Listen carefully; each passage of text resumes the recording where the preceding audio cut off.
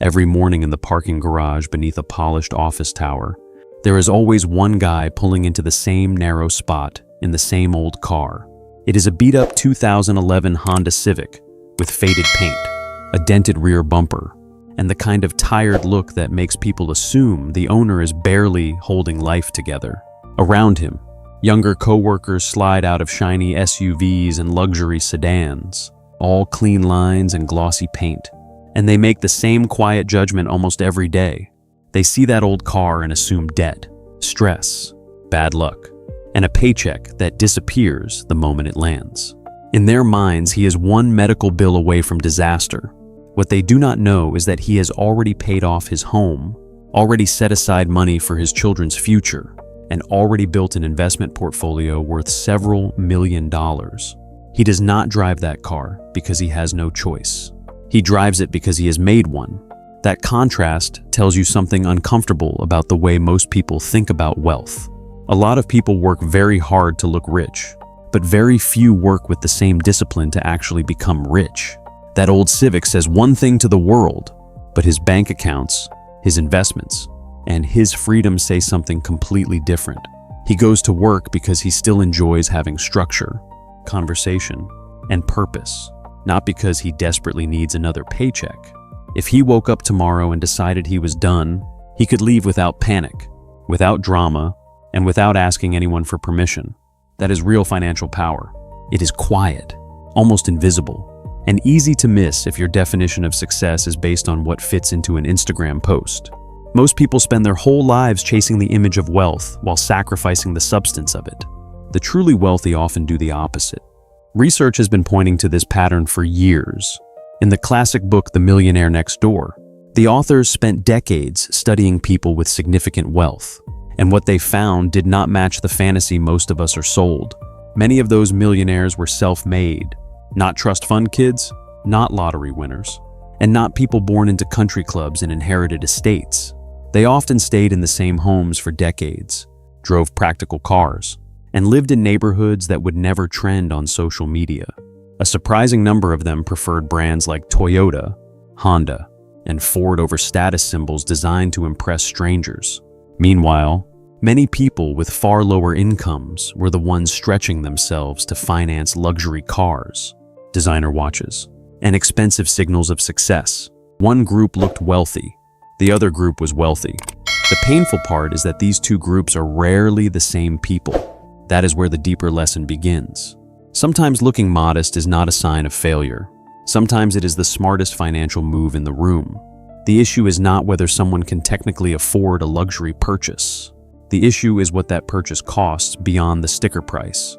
Every dollar used to maintain an image is a dollar that cannot compound, grow, protect you, or buy you options later. That is what people miss when they laugh at the old car in the parking garage.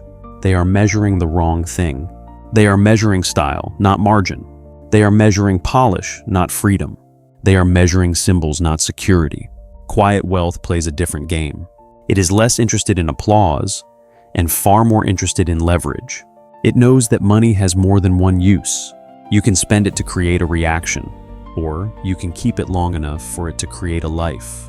There is also a psychological trap underneath all this, and it has been around a long time.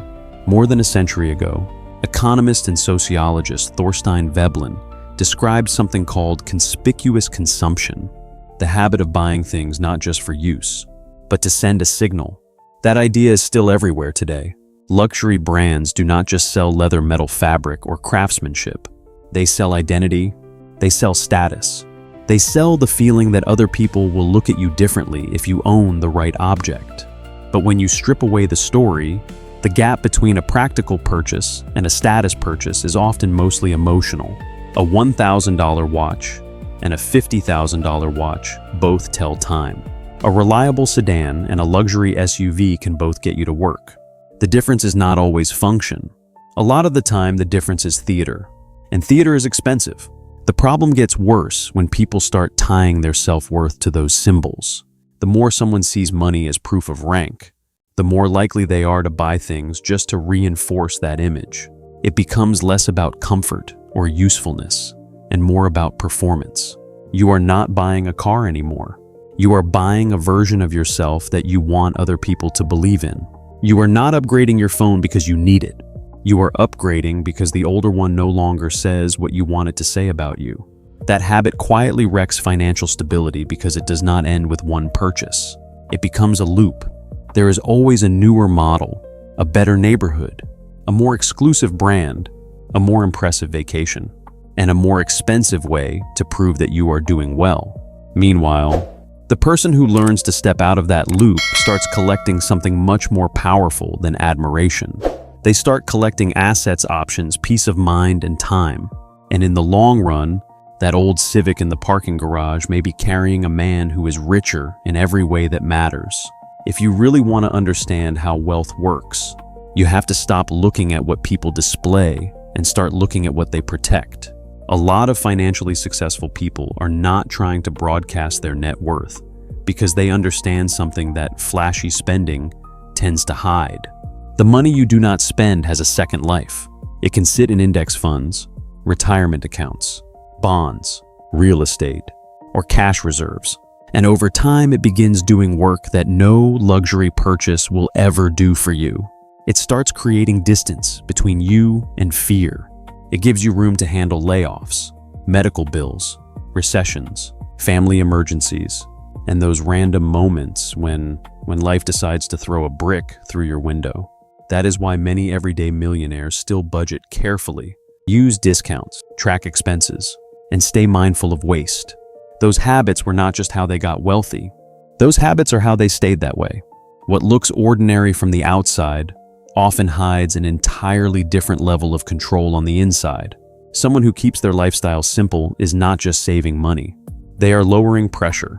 They are reducing the number of fixed obligations that can trap them later. They are making it easier to walk away from a toxic job, easier to say no in a bad negotiation, and easier to avoid panic when the economy turns ugly. That kind of freedom rarely looks glamorous in the moment. It looks like driving a practical car when your income could justify something fancier. It looks like wearing clothes that fit well but do not scream for attention. It looks like living below your means even when social media keeps whispering that you should upgrade everything. Quiet wealth understands that the less you need to impress people, the more control you keep over your own life. That is not deprivation. That is strategic restraint. There is another layer to this that most people never think about until it is too late. The more you advertise wealth, the more attention you attract from the wrong people. Looking rich does not only invite envy, it can also invite exploitation. In the digital world, oversharing your lifestyle can turn you into a target for scammers, identity thieves, and manipulative people who study your habits more carefully than your friends do. Public signs of money make it easier for strangers to estimate what you might have, what you might fear losing, and how they might approach you. They watch your vacations, your purchases, your routines, your social circle, and your weak spots. What starts as harmless bragging can slowly become a map for someone else's attack. The world is full of people who do not need access to your entire life. They just need enough pieces to fake trust. This is one of the hidden advantages of appearing financially ordinary. There is safety in not being obvious.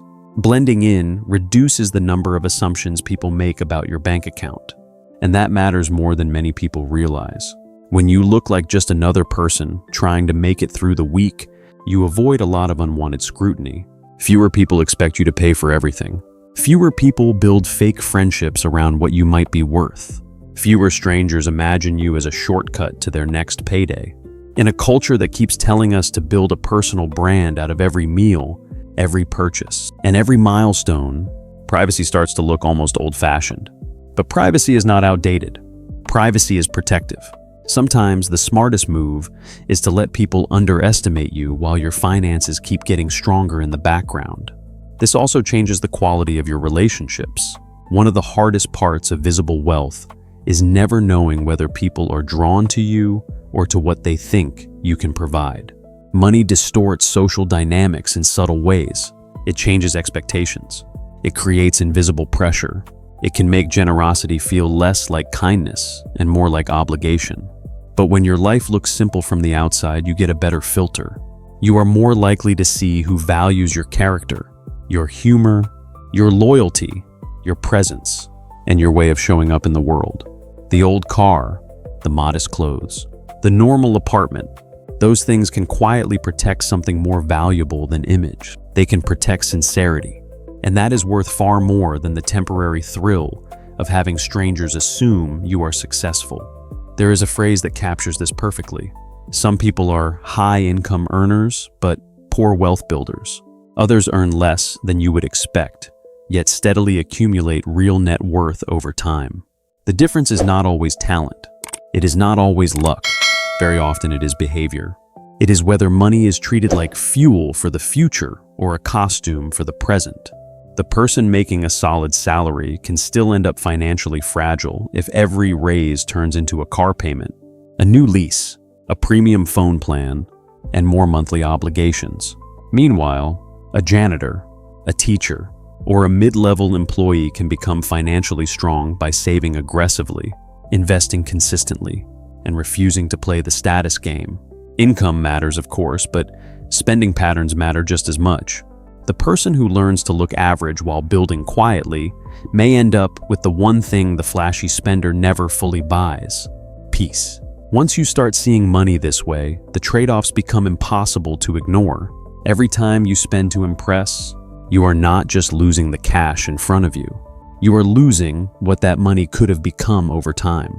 That is the quiet cost most people never calculate. It is not about guilt or deprivation.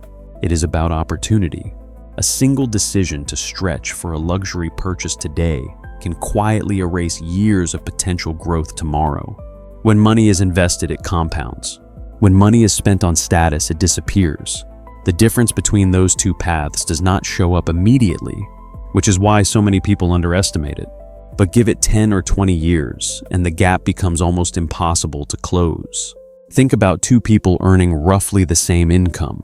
One of them saves and invests a meaningful portion each year, even if it feels boring or slow. The other upgrades, constantly financing a lifestyle that looks impressive, but leaves little room to build assets. At the beginning, their lives may look similar, or the second person might even appear more successful. But time does not treat those choices equally. Compounding rewards patience and discipline. Debt and consumption reward urgency and ego. Over the long run, one person builds a system that supports them. The other builds a system that depends on them constantly earning and spending just to maintain the image. That is a fragile position, even if it looks polished from the outside. There is also a psychological side that quietly shapes these outcomes. Human beings adapt very quickly to upgrades. The first time you buy something expensive, it feels exciting, almost like a reward for your hard work. But that feeling fades faster than most people expect.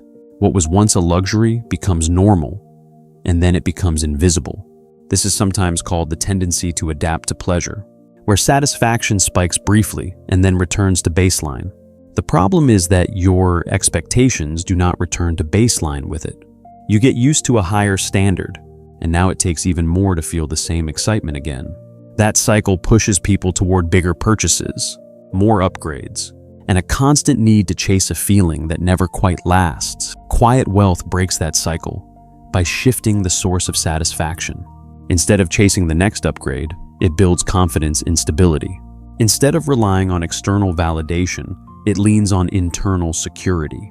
Watching your investments grow, seeing your savings increase, knowing you can handle unexpected events. Those things create a different kind of satisfaction. It is not loud and it does not attract attention, but it lasts. It allows you to sleep better, to make decisions without fear, and to walk away from situations that do not serve you. That kind of freedom is difficult to explain to someone who has never experienced it. But once you have it, it becomes more valuable than any object you could buy. Another overlooked advantage of appearing financially modest is how it changes everyday interactions. When people assume you are just getting by like everyone else, the expectations around you stay reasonable. You are less likely to be pressured into covering group expenses, less likely to attract opportunistic behavior, and less likely to be judged for small decisions. In business or negotiation, this can even work in your favor. If the other side cannot easily estimate your financial position, They are less likely to inflate prices or adjust their strategy against you. You keep more control because you reveal less. In a strange way, modesty can become leverage. All of this points back to a simple but uncomfortable truth. Success is often defined by what is visible, but financial strength is built on what is invisible. The savings that no one sees, the investments that quietly grow, the discipline that goes unnoticed, those are the real drivers of long-term wealth. Looking rich is easy if you are willing to borrow or spend aggressively. Being rich requires patience, restraint, and the willingness to be misunderstood for a while. That old car in the parking garage is not a sign of failure. It is a signal, but not the one most people think. It signals that the owner is playing a longer game, one where the goal is not attention, but independence.